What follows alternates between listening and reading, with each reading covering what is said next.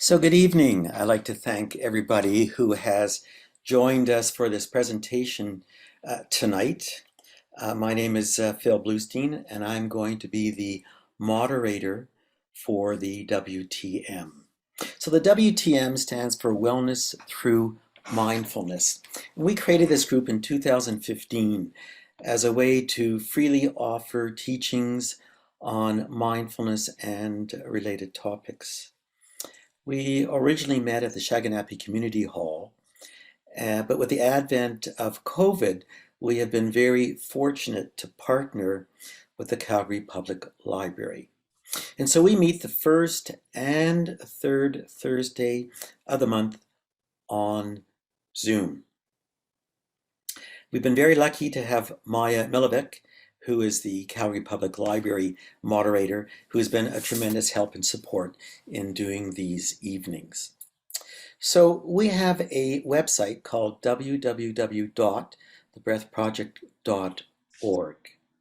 And on that website, you will find animated videos about how to meditate and multiple interviews with experienced mindfulness teachers.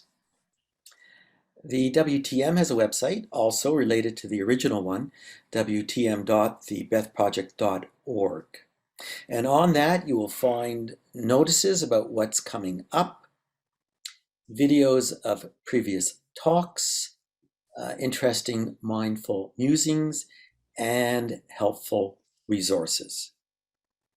So just to let you know what is coming up, on June 16th, Karim Duramsi will talk about an historical account of mindfulness. So this is going to be a very interesting talk to look at the origins of where mindfulness came from and how we see it and interpret it today.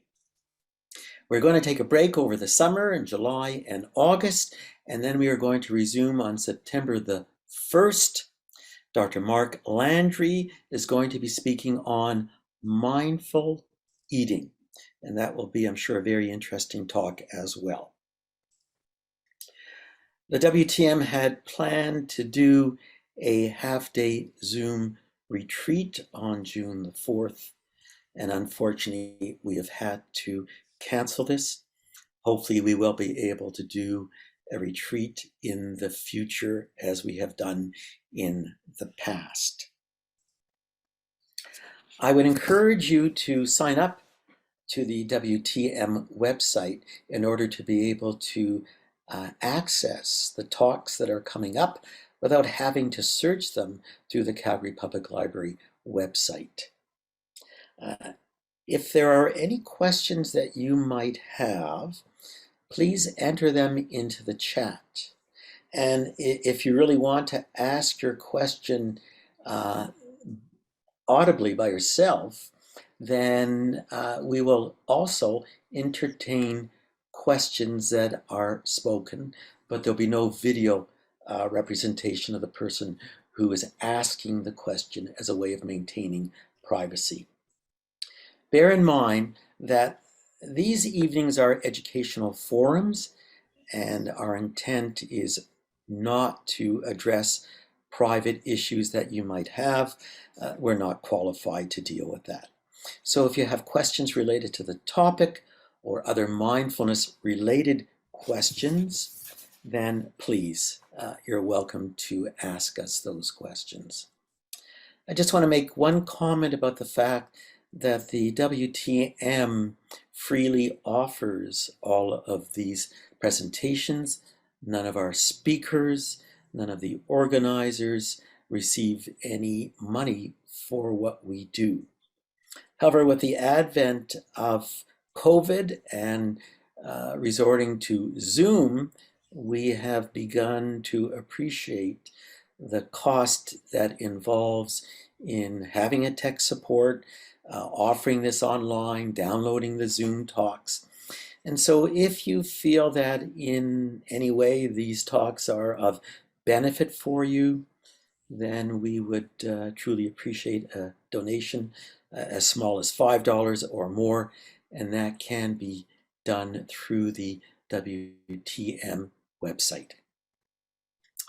As you heard, unfortunately, Dr. Linda Carlson was unable to offer this talk tonight. Something came up just recently that prevented her from doing it.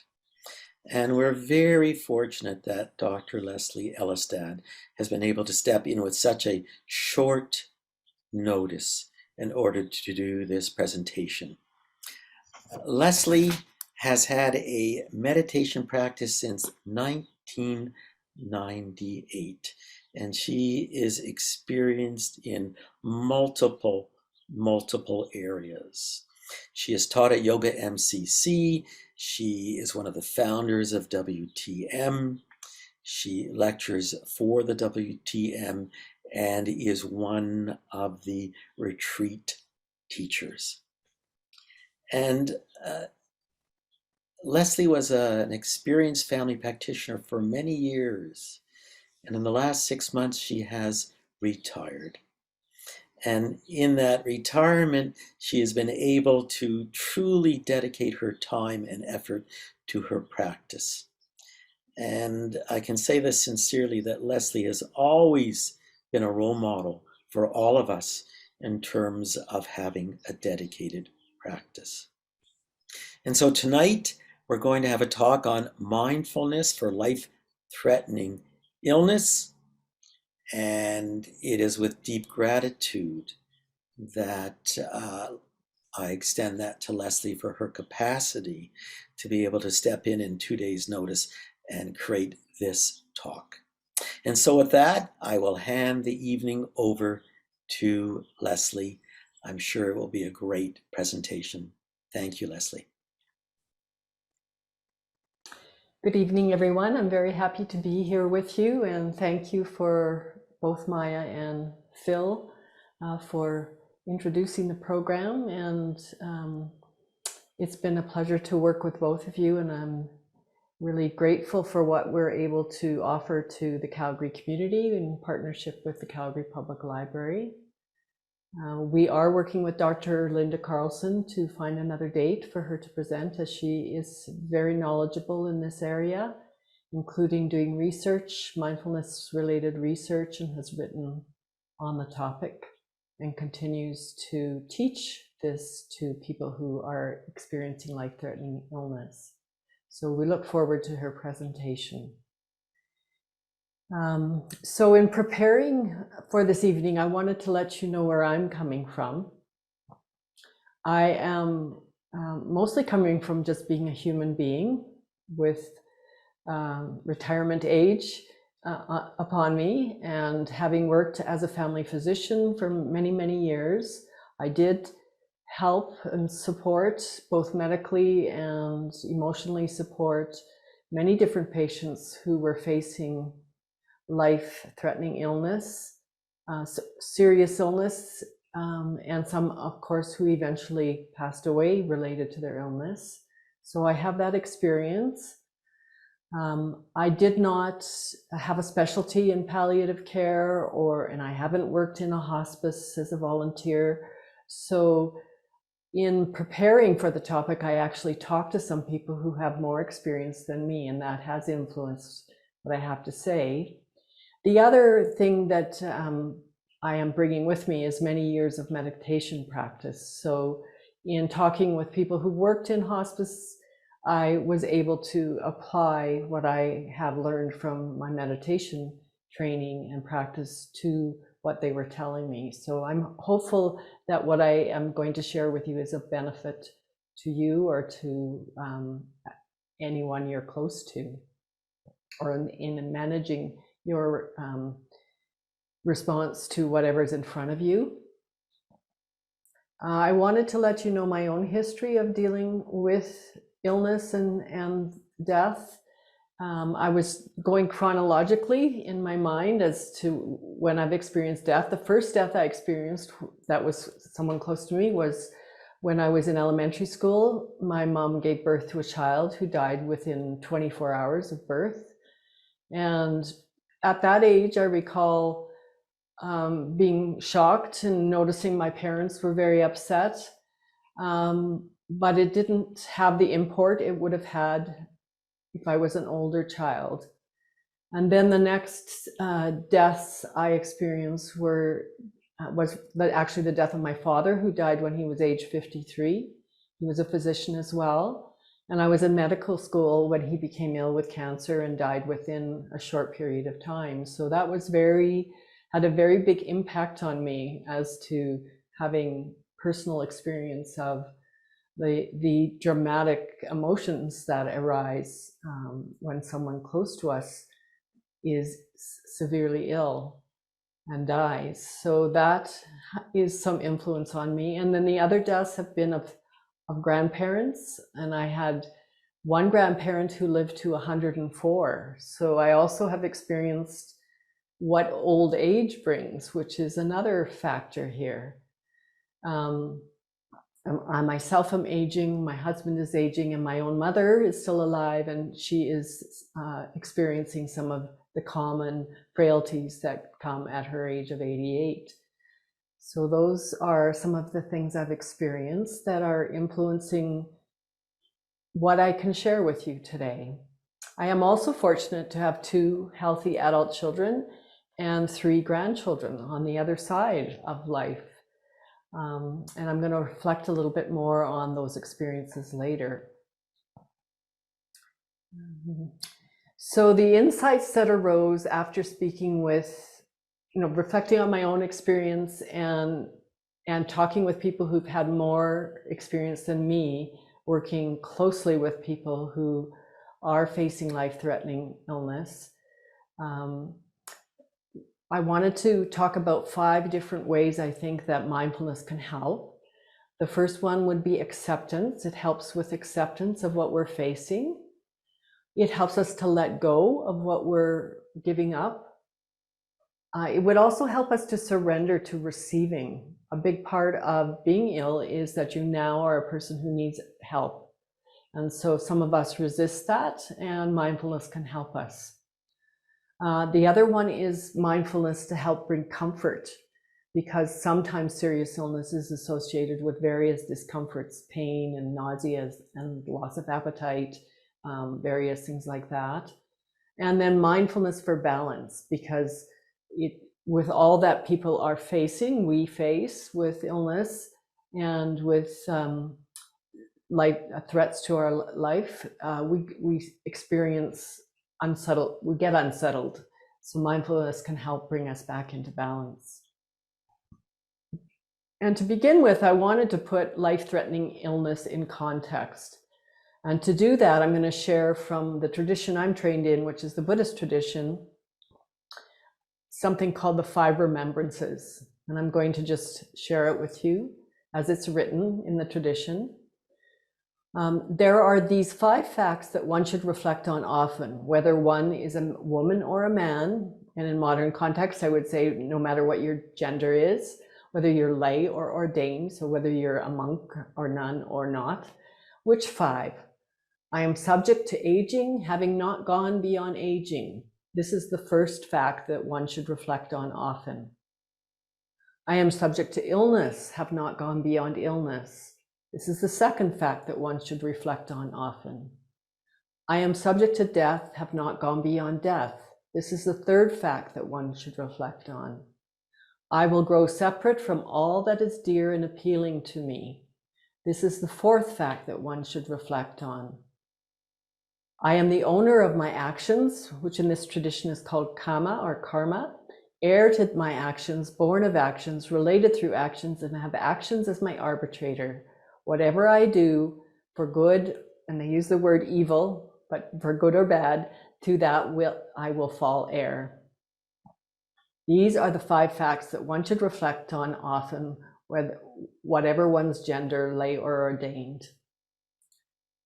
So this is part of a 2,600-year-old tradition, and it applies whether you're Buddhist or not. These are just the facts of life. But how can we apply these teachings in our circumstances? We know these things are true, and we've known them for a long time. I was looking up in preparation for the talk, what is the developmental understanding of death? And if you have children or recall being a child, or if you have grandchildren, you may be aware or remember that understanding that there is death starts somewhere between the age of 2 and 4, but usually the perception is kind of muddy in that we think it will only happen to other people, and we think it might be reversible. And certainly, you know, today's video games could reinforce that reversibility. So 4-year-olds have some idea about it, and they may have questions about it. Apparently, by 9 years of age, we think about the death of others much like an adult thinks about it. We know it's permanent. And somewhere between the age of 9 and 12, we also understand it will happen to us. In adolescence, we have more abstract thinking and sometimes romantic views of death. And we may even think that it shouldn't be a big deal and that it should be easy to get over. At the same time, in adolescence, there is also this quality of that people have this view of themselves as invincible. And we know this to be a risk factor for taking, driving recklessly, doing things that other people wouldn't do, that seem excessively dangerous. So adolescents have this quality, and that persists up until the maturation of the prefrontal cortex, which occurs around age 25. And I was thinking about why would that be, that what would be the evolutionary advantage for a tribe to have a certain age group that doesn't think that they're going to die, that they're invincible no matter what they do. Well, we need warriors if we're tribal. And so having that view at that age is an advantage to the tribe. That's how I could make sense of it. The fear of death apparently peaks at middle age and then gradually diminishes as we get older. So reflecting on this experience, my personal experience of this fear of death is that, yes, my fear of death was more intense when I was younger, but I associated that with being a parent and wanting to be around until my children grew up. And I did notice more of a ability to stay balanced in my fear of death when my children grew up. And then I noticed a further softening on the arrival of grandchildren. And I often gaze at my grandchildren and have this sense of completion in that the genetic, I don't know what it is, but there's a sense that something from my husband and I will go on within. There's a satisfaction in it, I have to say, that in knowing that I have grandchildren. Now, as far as illness goes, we are all aware that we will experience illness, and most of us have experienced some form of illness, and we may have some chronic conditions as we age that we have to manage. And we know we can experience illness at any age. You can experience illness right at birth. So this is a fact of life that we're all familiar with. We know we will age, and that aging is a normal part of life. Reflecting on my own experience, I think I really started to notice aging around age 30 with the onset of what I noticed in the mirror with crow's feet around the eyes. And then as time went on, noticing that it was harder to get fit when I hadn't exercised and easier for the fitness to leave, harder for injuries to heal, and then on from there. As we all know, most of us have some vulnerabilities in our body. We have something that we're carrying as we age as part of a health issue. So further to that is this familiarity with the fact that we're going to die. And I know for myself that I keep that truth at somewhat of a distance. There have been times where the reality of it's broken through when I had to have further diagnostic tests, and the news could be good or bad. And just the shock of recognizing, it actually could be now. So if that's the case for you or someone close to you, I know that the protection that I have in my mind we may be much more broken down in your mind to the reality of death. And so I really respect that you are where you are, and that I don't know what that's like for you, but I'm going to provide some support for what you may be experiencing.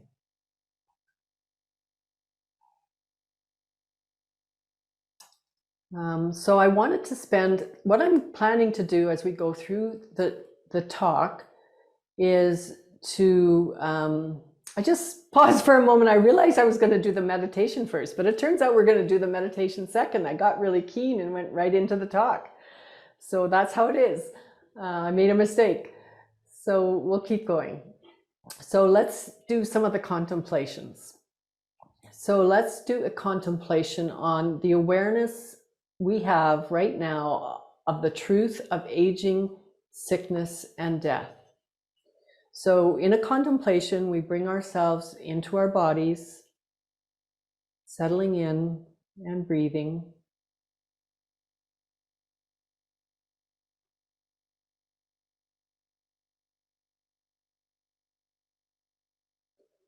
And then just let your mind bring up the topic of aging. What has been your experience related to aging?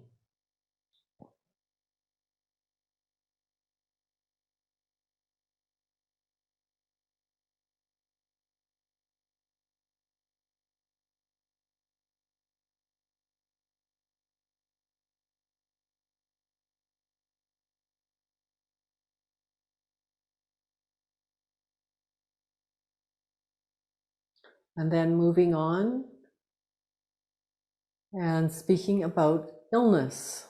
What has been your experience with illness?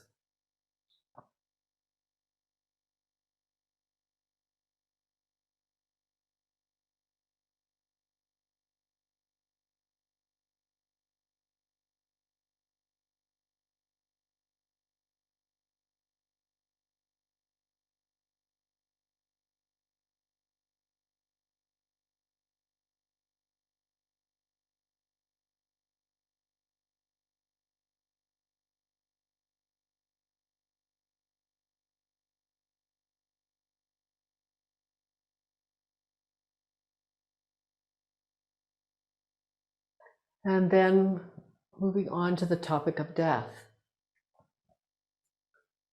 Maybe pausing to be with your memories of the deaths that you've experienced in your life.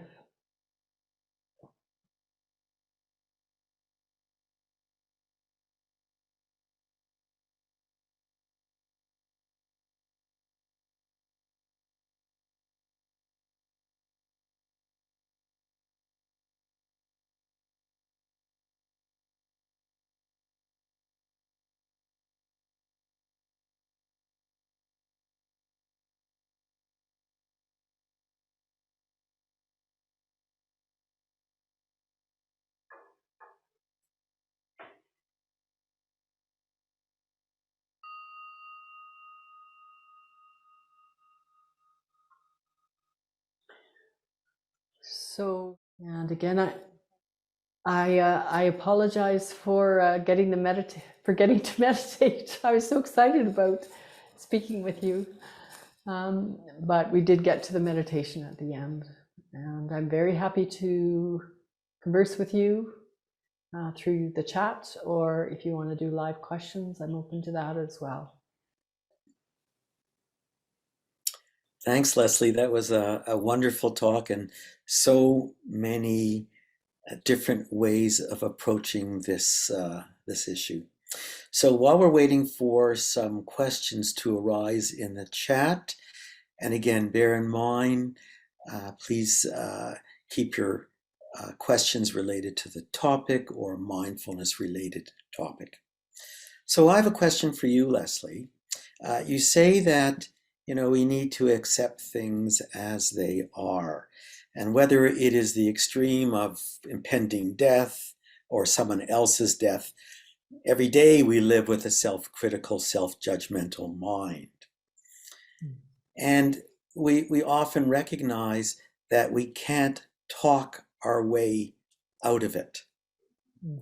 That the only way to be with what is at the present time is through our bodies.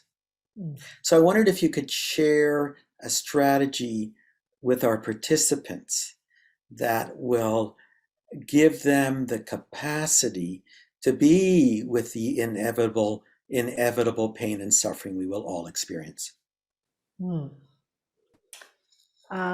Yeah, so there's lots of things that can be helpful, and it may be different for each person, but some general ways would be to do a body scan like we did today, to make that a regular practice. You can do it when you get up in the morning, before you get out of bed, or when you awaken in the morning. It's just going through the body to try to learn how to be in the body. Doing body movement practices can be very helpful for becoming more into your body. So practices of any kind of physical activity, but ones that are particularly helpful are things like yoga, qigong, tai chi. But you can do it even if you're just going for a walk. You can try to pay attention to your body walking, feeling your feet, feeling the movement, using your senses and paying attention to your senses, knowing that you are the one that you are seeing, not just seeing the visual objects in front of you, but being conscious that there is a seer. So that would be one way to work with the body, or a couple of ways. And then sometimes it's hard to be in the body, so we need other tools to soothe ourselves in order that it is something we can be with, particularly if we're having strong emotions or pains. So in particular, loving kindness type of meditation, or compassion, self-compassion meditations can open up more soothing chemistry and energies in the body, and make it easier for us to be in our body. Music can be very helpful for some people, listening to sound. I have a tendency to wake up at night, and so sometimes I try to do a body scan and relax, but sometimes I will turn on sound, like the sound of rain that's available on YouTube, and just let the pleasant sound of something that's pretty consistent soothe my nervous system. When I first started meditating, I chanted a lot. That was very soothing for my nervous system, and that helped. The chanting reverberates in the body, so the vibration of sound, of making your own sounds, can be very helpful for being in the body. Tapping, some people do tapping. I've been to retreats where we did a lot of this going up and down the various chakra in the lines of energy in the body. That can be very helpful. Getting massaged can be very helpful. Self-massage with a roller ball. I don't know if you've been to yoga classes where they get out the balls and you lie on them and roll around and get all your sore spots. That can be a really good reminder of how to be in your body. Pause for a moment if you think there's anything else I want to say about that. I think that's what I have to say. So I wondered, Phil, if that's helpful.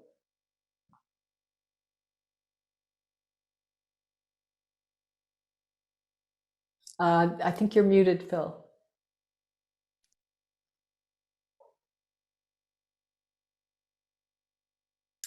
Those are all wonderful suggestions, Leslie.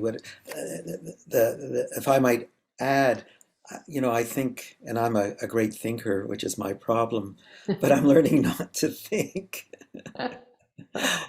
But when we have the fear and the sadness, uh, what can be really very valuable for people is to go into the body at that time and to feel the sadness or the pain or the suffering that's inevitable, And sometimes it can be very helpful initially to ground yourself in a part of your body that's neutral, like your feet or your buttocks, and then slowly come as close as you can to the point of the hotness, the center. And sometimes it requires this sort of titration back and forth between grounding and discomfort. The point I was just trying to make is that this, perhaps a very effective technique, is get out of your heads, get out of owning it, and simply experiencing it in your body until it passes on. Many thanks. There's a comment here. It is what it is. Radical acceptance. Did you want to comment on that? That's really useful to bring to all experiences. This is how it is right now. It is like this. And one of the ways that is described is this equanimity. And that is a very powerful skill to develop in order to face how things are. We often need to balance that with other skills like the development of compassion. It is how it is right now, and it sucks. It's okay to say that. Even acknowledging, I wish it wasn't like this, is how it actually is right now, but it is like this. And then also to balance, when there is suffering, to balance suffering with joy. So don't forget that there's still pleasant things to acknowledge. And I'm looking out the window right now, and we have this couple of beautiful trees out the window in this room. So even when I'm struggling with something, I often will just go out into nature, and just be with nature is very refreshing, especially this time of year. I don't know if you've had the chance to get out and walk around and smell the blossoms, but I don't know whether it's been a special year, the way the weather's gone, that the blossoms are really great this year on the trees. And there's one street I walk down where every 6 feet there's a new scent that comes off the tree in one person's yard, and then the next yard. It's really beautiful. So remembering joy is very helpful for being with you. When other things are difficult, there is still joy. What are some strategies that could be used by loved ones of a person with illness to understand them and cope with the situation? So to understand someone who has illness, I think it's important to accept them, how they're coping with it, and not try to change them. And then also to be present with our own experience, because if we love someone and they're suffering, we have our own experience of suffering, seeing them suffer. So both sides of accepting them their way, not trying to force our way. But if they are open to discussion, and they have a particular one of the areas that we talked about where they seem to be struggling, then asking if they're open to discussing it, and saying something about your own understanding if they're open to receiving it, but always asking permission first if they want to talk about it. And then, of course, with many illnesses, there are support groups. Other people going through similar experiences provide something nobody else can. We have a community when we're suffering, and there are programs like Wellspring and Hospice Calgary, various programs at the Tom Baker for people who are going through serious life-threatening illness, and that can be very important. And various healing modalities that are supportive, in addition to the traditional medical science-based, well, I shouldn't say just science-based, there is evidence for the other kind of healing modalities that are offered, like healing touch, other things that you can be introduced to at Wellspring. Um, so those are some of the thoughts that I had, and I'm certainly happy to hear any response to that or further questions about that. So let's take this a little bit further. And the question is, by the loved one to understand them. Mm-hmm. But we know that in every encounter, we're not necessarily dealing with them, but we're dealing with us. What is it that the other person is doing or feeling that is creating a reaction in us, often because, and not in the situation of illness, but in that situation of we don't like what they're doing because it reminds me of something that I don't like about myself. So could you comment about, again, because this really is talking about how we suffer. We suffer because we self-inflict. So could you talk a little bit more about how we can understand how we get triggered by someone else or our minds, and how do we deal with the triggering? Okay. So before I get into that, I want to say that I think if I understood you saying the question again, I understood it in another way, is that how do we understand the other person going through the illness? Yes, illness to understand them and cope with the situation. Right. So I have found, I'm gradually learning that the way to understand someone else is to listen with an open heart as best as we can. So that means we need to deal with our own reactivity, so that our reactivity is not inhibiting them from feeling free to open and share. And in chronic or in a life-threatening illness, it's complicated because part of what's happening for someone who's ill is they're worrying about how they're impacting their loved ones. So as best as we can to, as we're wanting to be of support to somebody else, would be also to be of support to ourselves, and know that to be listened to is powerfully therapeutic.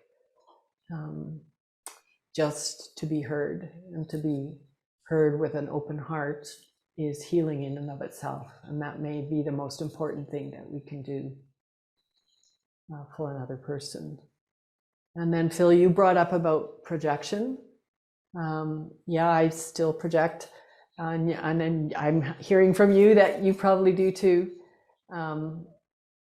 I've learned to look at my reactivity as a strong signal for what I need to work on in myself.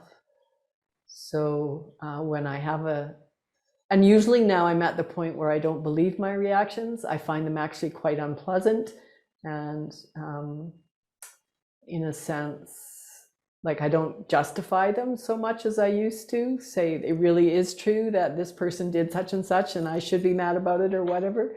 It's more like, oh, I'm on the side of I'm appalled at myself for still reacting after so many years of meditating.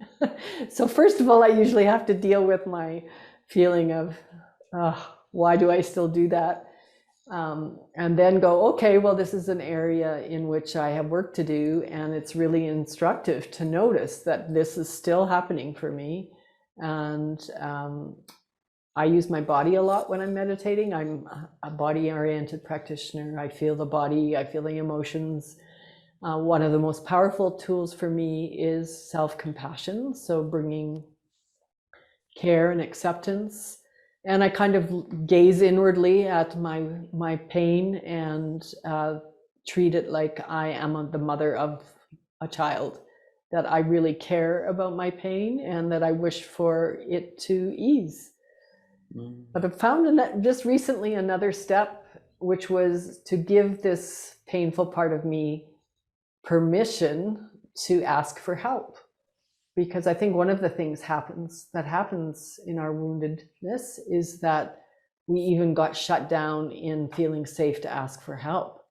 The environment may not have been safe enough for us to ask for help. So even You know, if you think of it like something's gotten contracted and it's like this, it won't open. So first of all, might be just to bring some softness around it, and then just say, oh, it's okay to ask for help. It's okay. It's safe now to ask for help. And at the same time, kind of bringing the warmth and the radiance all around it, and then it softens a little bit. But it doesn't, in my experience, especially with the long contracted patterns, it takes time for the softening, and it tends to shed a layer of this or that, anger, fear, hurt, envy, all the difficult emotions, and then there's another one. But also there's pauses in between where there's often some increased freedom, some increased happiness, some increased peace, and really allowing those, really taking note of them and being refreshed by them. And then bringing in, like, taking opportunities to be refreshed by the things you love to do. That's great. Leslie, you talked about a contemplation. Mm-hmm. The fact is that 100% of us are going to die. Mm-hmm. A large number of us are going to have cancer. 50% of first marriages will end in divorce. So suffering is inevitable, but we all seem to come to it with surprise and shock and denial. Mm-hmm. My mother was 100 when she died, and in the last several years of her life, I really began to prepare myself for her death and contemplated her death on a regular basis. And when I meditate, in my meditating room, I have a skeleton. Mm-hmm. And every time I start my meditation, I reflect on the fact that that's how I could end up today. So I wondered if you could share with the group if you think there is a value in contemplating all those negative things like death and suffering. How often should we do it? And how would you suggest people do that as a way of anchoring us into the reality of being alive? I think it can be a good thing to do, and maybe in a concentrated way for a period of time. So there's a program that one of the spiritual communities runs called A Year to Live, which is where you take on this practice for a whole year, imagining that it's your last year, and do practices related to that. In one tradition that I practiced in, we were supposed to imagine death as being on our shoulder, and so it was always there. But not that you were dead now, but that death was always there. And so I did that for a while. But like everything in life, we lose the freshness of it and the meaning of it when we do it all the time. So I think it's helpful to choose a time period that you're going to make that a main or a major practice, and do it regularly and see what it has to teach you, and then maybe drop it and do something else, and then maybe come back to it at a different stage of life when there's other things that you may learn from it. One of the traditions that I practiced in has a practice where you're supposed to go to a charnel grounds, which we don't have here, but as a replacement, some people go to a morgue and view dead bodies, or where bodies are being dissected to see what the body actually looks like. And as medically trained people, at least in the time where I was trained, we did a dissection of a cadaver. So yeah, the part that was the most disturbing was the face, taking the skin off the face. So yeah, and our anatomy books got really that formalin odor, so it was, didn't want to get it too close to your lunch kit. You mentioned the A Year to Live. Are there any resources that people can go to in terms of courses or books that may be of value in critical illness and death? Well, that Year to Live there's a book written by a guy called Stephen Levine, who was a Buddhist teacher. As far as books, I would recommend the book that Linda Carlson mentioned, Mindfulness for Dealing with Life-Threatening Illness, I think it's called. She and her colleague Michael Specka wrote it. And I'm sure there are many other books that I don't know about. So if anyone knows one that they would recommend, I'd welcome them to type it into the chat box. I'm from the generation where Elizabeth Kubler-Ross was doing her work, but I'm sure there's been a lot of further work in this area that I am not familiar with. Just mentioned Frank Ostaseski. Yes. All the 5 invitations. He's a hospice worker. Yeah. And Linda, if you go to our resource section, Linda offered the website for cancer recovery as another resource for people. Okay. So, we're talking about mindfulness as a way of dealing with discomfort and stress. And the bottom line is that we need to walk before we run. We need to build up the resilience and the capacity to deal with problems and issues before we hit the big one. You are going to die. So could you share how we can use mindfulness on a daily basis of those minor but constant irritants that we experience and we self-judge and we self-criticize that aren't life-threatening, although we assume they're significant, as a way of training ourselves to gradually work up to be able to hold the big one?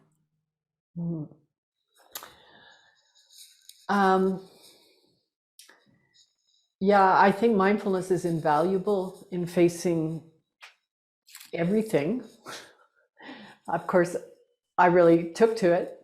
When I started, I knew right away that this was a tool that had a great potential for benefit. And what I have noticed is that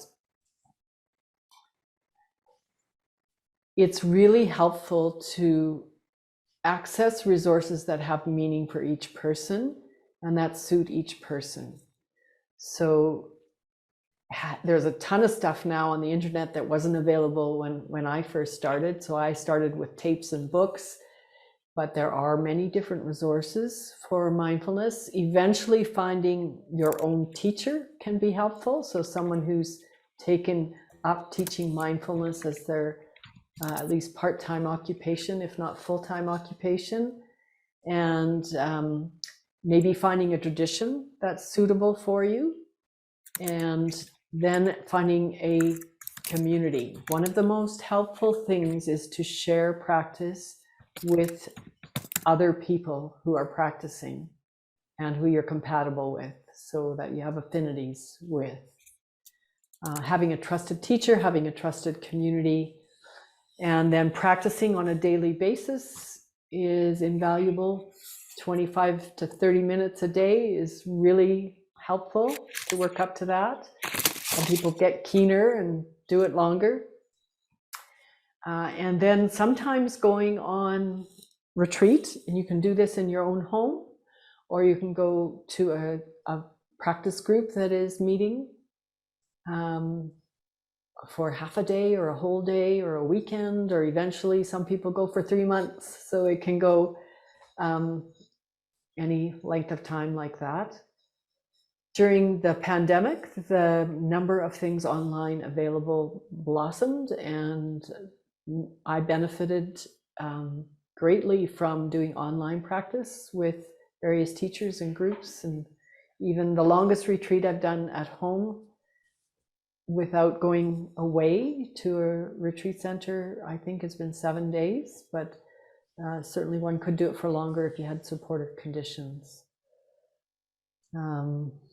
As far as mindfulness in daily life, it's really important as well to know that when you get up off your seat, if you're a regular meditator, to to keep it in mind throughout the day that you are paying attention to your experience and that you are bringing kindness to yourself and to others. Those are the two main tools.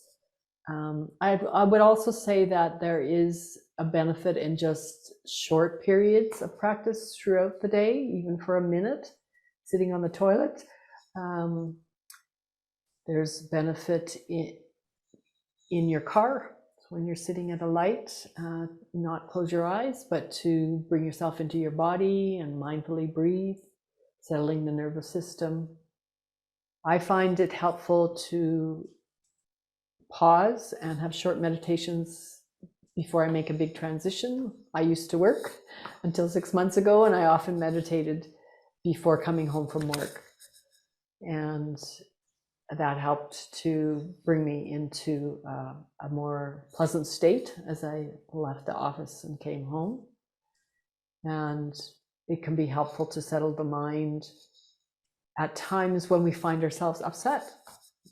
So just say, what's going on with me? We don't really know sometimes what's going on with ourselves. And just to go do a short meditation or a longer one and see, okay, I'm curious, what's happening here? Feel into the body. See what the emotions are. Notice the thoughts and images that are in the mind, and bring some kind of self-soothing until we can see more clearly what's happening, and respond to what our experience is with more wisdom. Wonderful. Leslie, just to let you know, there are a whole bunch of comments that are very thankful for what you've offered tonight, and I certainly extend that as well. I wondered if you might just close the evening with a summary, a short summary of what our audience can take home and apply in a practical way in their life.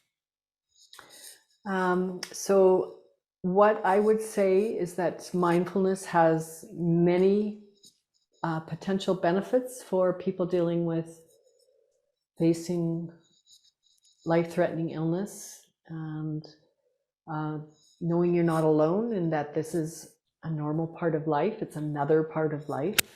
So a process of acceptance can be very valuable. Knowing that letting go can bring freedom as a part of the way of facing chronic illness. That being willing to accept help, open to receiving, surrendering to receiving can be very helpful. And using mindfulness for self-comfort, self-compassion for any of the painful, difficult experiences that come. And then finally using mindfulness for balance, bringing balance, asking for balance in the mind and the body as we face the many challenges that come in life, but particularly with facing life-threatening illness. So those are the suggestions I would encourage you to take away. Great. Leslie, this was a wonderful evening, wonderful presentation. There is so much richness in what you presented, and techniques and understandings and contemplations. And so I thank you on behalf of the WTM. I thank you on behalf of everyone who has been here this evening to listen to your talk. And Leslie will again present in the future, and we look forward to her talks at that time. Just a reminder that on June 16th, Karim Duramzi is going to talk on a historical account of mindfulness. I think this is going to be a very interesting talk that looks at mindfulness from its historical origin, what it meant, what it was, and how it has evolved over the years up until our contemporary understanding of mindfulness. How does this contemporary understanding reflect on the historical aspect of it? We're going to take off July and August and then resume in September. Please visit our website for further information. And with that, I hope you all have a wonderful evening. And I'll turn it over to Maya to make some closing comments. Thank you very much. Thank you.